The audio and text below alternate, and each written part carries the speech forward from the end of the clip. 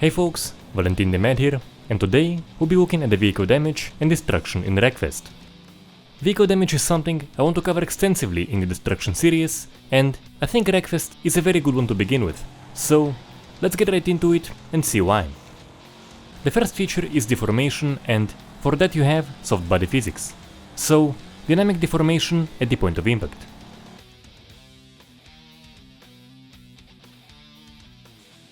Now, pretty sure I've seen several games limit such a feature. So, you get dynamic deformation, but there's a certain point beyond which you can't, or it's really hard to deform further. As you can see, we have no such issue here. Now it's not massively detailed, and you can definitely see limitations in this aspect, but this kind of damage, even the stuff that looks pretty exaggerated or even ridiculous, is not out of bounds for a bad crash, and especially in this game where it's repeated bad crashes one after the other. One thing I absolutely have to note in regards to deformation, apparently it affects the driver characters too, so dynamic, soft body humans, not only in Blood Trail. Another notable factor is parts that can come off, and you have a good amount of detail here. Of course, there are the standards, bumpers, hoods, doors, side mirrors and such, but also things like wheels coming off, that isn't quite as common, the front fenders, those will very often begun on the very messed up cars. I've seen exhaust pipes laying around, and sometimes I've been impressed by just the sheer detail here, like seeing this single cap begun after getting rear-ended. You also have parts that can partially come off and then go around. It is pretty standard in racing games, car games, but nonetheless, it is always good to have. Since we're talking about stuff coming off, let's mention the aftermath. So, in my impression, big parts that come off will stay. When you're in map 3 or later, especially in areas that were designed to have a big crash risk, you'll see a lot of mess laying around. Not to mention direct cars that will persist, be a new obstacle on the track, and by the way, they will respond and get deformed too. Those along with the brief from environmental destruction, to which we'll get to, will deliver quite an aftermath. And as for the latter, some of that will vanish, but I was impressed over how much will persist.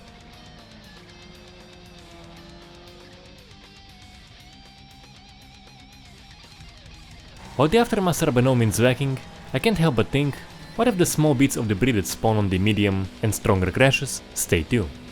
So have them land only on stuff that can get damaged, like terrain or rocks, and just freeze a few seconds after they land. From what I saw the character responses, there are engines that will work badly at a certain point if you have too many bits laying around. Doesn't matter if your machine is strong and the game is old. But you have other ones where, if you have the horsepower, it will have no problem, and you can get truly amazing aftermaths you weren't able to have on release. So which one is it? As far as I know, there is no way at the moment to find out. Now, should definitely be noted that the damage is not only visual, and it will very much affect the handling and the speed when you take a lot of hits. Not uncommon, but very important. A few more things. Scratches at the point of impact are a factor. They can be very easy to miss out, especially when many of the cars are stylized to look rough to begin with, but it is there and it's a very cool touch. What is a lot more notable is the dust overlay. That will accumulate over the course of the race as you drive on dirt roads. And so, not only will you take a fair bit of dents during the race, you also have much of the car covered in dust, and that also helps contribute to that messy feel at the end. And last thing I wanna mention in terms of car damage is the configurability. You have a damage config in the settings for each race, and that affects how badly the car gets damaged on collisions, both visually and functionally. The config I used for the most part is the realistic one. It is just slightly too forgiving in my view, but it does make collisions feel much more impactful, and the extreme setting, in my impression, is too much.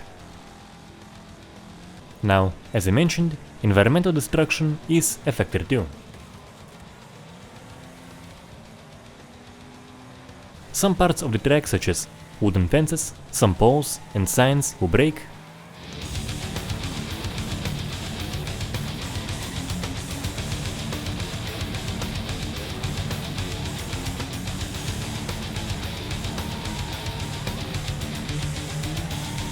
You also have car tires placed to soften the crashes, those also get beautifully scattered around.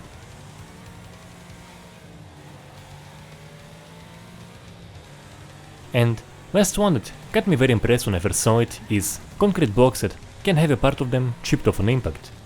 Now I have seen it in shooters, but before Wreckfest, when it was called Next Car Game, I haven't seen it in a racing game and I found it to be just very cool.